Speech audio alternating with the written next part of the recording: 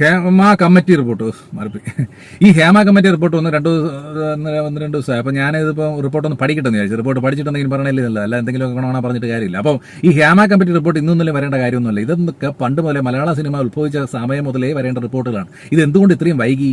അഥവാ ഈ ഹേമ കമ്മിറ്റി അല്ല, ഇതിൻ്റെ അപ്പുറത്തെ റിപ്പോർട്ട് വന്നാൽ മലയാള സിനിമ ഇനിയും ഒഴുകിക്കൊണ്ടിരിക്കും, ശക്തമായിട്ട് ഒഴുകിക്കൊണ്ടിരിക്കും. അങ്ങനെ ശാന്തമായി ഒഴുകിക്കൊണ്ടിരിക്കും, അടിയൊഴുക്കുകളോടുകൂടി, ശക്തമായ അടിയൊഴുക്കുകളോടി ശാന്തമായി ഒഴുകിക്കൊണ്ടിരിക്കും എന്നുള്ളതാണ് യാഥാർത്ഥ്യം. അല്ലെങ്കിൽ ഒന്നുകിൽ നിങ്ങൾ പേര് പറയുക, യുവനടൻ, യുവനടി, പ്രമുഖ നടൻ, പ്രമുഖ നടി, എന്തോന്ന് റിപ്പോർട്ട്. അപ്പൊ ഈ റിപ്പോർട്ടിന്റെ അന്തസ് എന്താണ്? ഈ റിപ്പോർട്ട് കൊണ്ട് ഉദ്ദേശിക്കുന്നത് എന്താണ്? ആൾക്കാരെ പേര് പറയുന്നു, ആൾക്കാരെ പേര് പറഞ്ഞ് ഇത് മൊത്തം ഒന്ന് കലങ്ങി തെളിയും. അല്ലെങ്കിൽ ഇത് മലയാള സിനിമയ്ക്ക് ചെറിയൊരു അനക്കം, അത് കഴിഞ്ഞാൽ അവർ വീണ്ടും പഴയപടി തന്നെ. മലയാള സിനിമയിൽ ഇത് മലയാള സിനിമ മാത്രമല്ല, ലോക സിനിമ എല്ലായിടത്തും ഇതൊക്കെ തന്നെ. ചൂഷണങ്ങളൊക്കെ നടക്കുന്നുണ്ട്, നമുക്കറിയാം. നമ്മളെ കുറേ ജൂനിയർ ആർട്ടിസ്റ്റായിട്ട് പോയിട്ടുള്ളത് നമുക്കറിയാമല്ല. എന്തുമാത്രം ജൂനിയർ ആർട്ടിസ്റ്റിന് ഒരു രീതി, സീനിയർ ആർട്ടിസ്റ്റിന് വേറൊരു രീതി.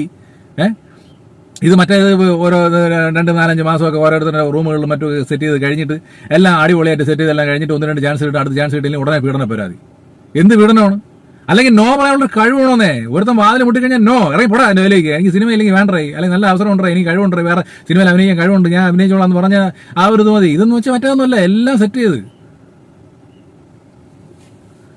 എല്ലാത്തിനും വഴങ്ങിക്കൊടുത്ത് എല്ലാം സംഭവിച്ചിട്ട് ഹേമ കമ്മിറ്റി റിപ്പോർട്ട് അല്ലെങ്കിൽ അപ്പുറം റിപ്പോർട്ട് വന്നിരുന്നത്. അല്ലെങ്കിൽ കറക്റ്റായിട്ടുള്ള വ്യക്തമായിട്ടുള്ള കാര്യങ്ങൾ പറഞ്ഞ് മനസ്സിലാക്കി തരണം. ഇന്ന ആൾക്കാരാണ് പ്രശ്നക്കാരെന്ന്.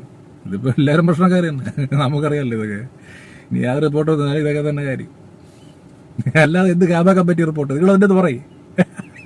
ന്യൂസ് ചാനൽസിന് കുറച്ച് വാർത്തകളായി, ഇത്രയേ ഉള്ളൂ. അത് കഴിയുമ്പോൾ അടുത്ത പരിപാടിക്കും.